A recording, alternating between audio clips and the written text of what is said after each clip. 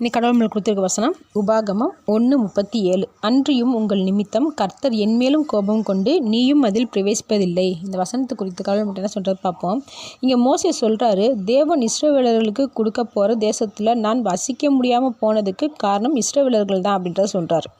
ஆனால் தேவன் ஏன் மோசே மேலே கோவப்பட்டார்? இஸ்ரவேலர்கள் தண்ணீர் வேணும்னு தொல்லை பண்ணிவிட்டு மோசேவை திட்டிக்கிட்டு குறை சொல்லிக்கிட்டே இருந்தாங்க. அப்போது தேவன் மோசேவோட கையில் இருக்கிற கோலை எடுத்து பாறைக்கு நேராக நீட்டு அப்போ தண்ணீர் வரும்னு சொன்னார். ஆனால் மோசே செஞ்சது என்னது? அந்த கோலை எடுத்து பாறையை கோவத்தோடு அடித்தார். தேவன் பேச சொன்னார். ஆனால் இஸ்ரவேலர்கள் தொல்லையும் கோவத்தையும் தாங்க முடியாமல் மோசே பாறையை அடிச்சிட்டார். இதனால் மோசே இஸ்ரவேலர்களை காரணம் சொல்கிறாரு.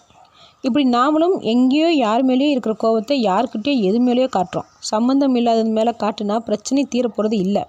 இங்கே மோசே அவருக்கு வந்த பிரச்சனையை பெருசாக பார்க்க ஆரம்பிச்சிட்டாரு. அதுக்கு முன்னாடி வரைக்கும் தேவனை பெருசாக பார்த்தவர். எகிப்தில் பார்வோன்கிட்ட பார்க்காத பிரச்சனை இல்லை. அப்போ கூட தேவனை தான் பெருசாக பார்த்தாரு. ஆனால் இப்போது தன்னுடைய பிரச்சனையை பெருசாக தெரியுது. இதே போல் தான் நாமளும் எத்தனையோ தடவை தேவனை பெருசாக பார்க்குறோம். ஆனால் பிரச்சனைன்னு வந்துட்டா பிரச்சனையை பெருசாக பார்க்குறோம். ஆனால் யோசுவாவும் காலேபும் கடைசி வரைக்கும் தேவனை தான் பெருசாக பார்த்தாங்க. அதனால தான் தேவன் இவங்க 2 பேரையும் ஆசீர்வதிச்சார்.